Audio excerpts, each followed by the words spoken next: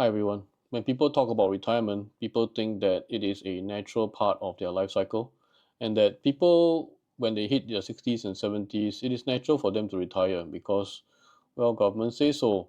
You have things like you have pension plans, 401ks, you have CPF, you have all kinds of golden watch retirement plans that people talk about when you leave the company after 25 years, although that is a pretty old thing. But still, the image has stuck, and people are expectant that in their later part in life, they would actually be able to retire, sit down at the beach, and enjoy the fruits of their labor that they have done for many years. But this is not the case, as we will see in this video. The reality is that retirement was created for their very different age. It was back in a time when everything was stable, prices were okay, you could get your house settled in a few years, and you could have the two kids and a dog with a white picket fence kind of arrangement with your house and spouse and family. But with the Black Swan event in 2020, things have definitely changed. And they have changed way more than traditional retirement would ever enable you to see. So that's what I want to discuss in this video. People are also seeing a huge mismatch when it comes to retirement expectations and what is the current situation going on with retirement right now. Back in the old days, you were used to having a long and stable employment with your employer. You had pensions, you had your whole life mapped out for you. All you had to do was work hard at your job, and people would actually give you the reward that you expect after a long hard day's work, or rather a long lifetime's of work. Back in the day, housing was more easy to procure. It wasn't that much. It didn't cost you an arm and a leg, or rather it did cost you quite a pretty sum, but you could probably clear it, in 10, 20 years time, so that you could actually build a nest egg. But now, with 25-year loans, maybe even intergenerational loans, we don't know. Last time, retirement was also way shorter because life expectancy was shorter. Nowadays, with our longer life expectancies, you would think that it's a good thing, but it also means that your money has to stretch further. Money which has been accumulated over the years might not be able to see you to the end of your life. Compare that to nowadays. People hop jobs more instead of going through the entire lifetime employment kind of idea. Income is more uncertain because, well, you hop a job, you're new to the job.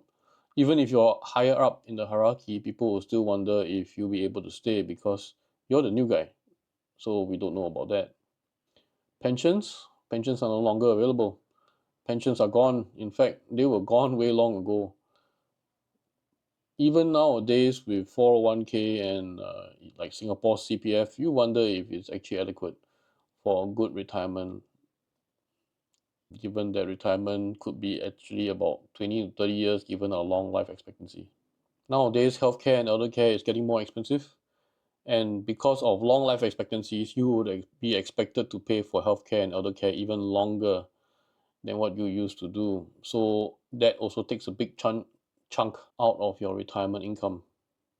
The other aspect that people hardly talk about is that nowadays, instead of the government or your company taking the brunt of money generation to be able to fund your retirement, the risk has been posed to the individuals themselves.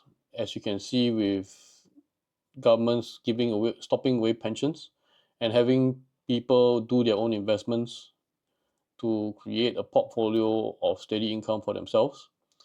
Previously, when pensions were involved, they were the ones doing the risky investments and they held the risk when it came to investments for retirees.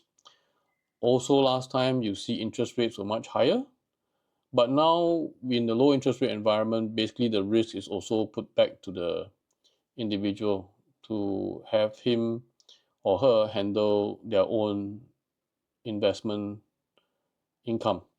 And when that happens, basically individuals run the risk of being caught in a down market at the wrong time in their lives. With the Black Swan event in 2020, costs have definitely increased by a lot. And this is across the board: food, housing, transport, holidays, you name it, everything is up. Not to mention, people are having to do more these days. If you look at restaurants and entertainment venues, a lot of them are self service. You don't have the luxury of having someone take your order, and you got to order food on your own. So, how is that really meant to be service? And yet, the prices are all still the same. You know what this results in?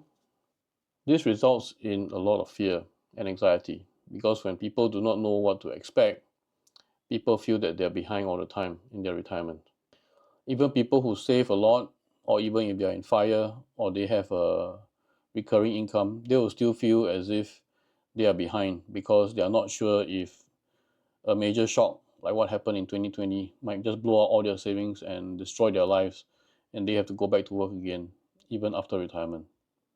So with all these uncertainties in the world, retirement planning seems like something that's quite impossible to do, at least in the traditional sense.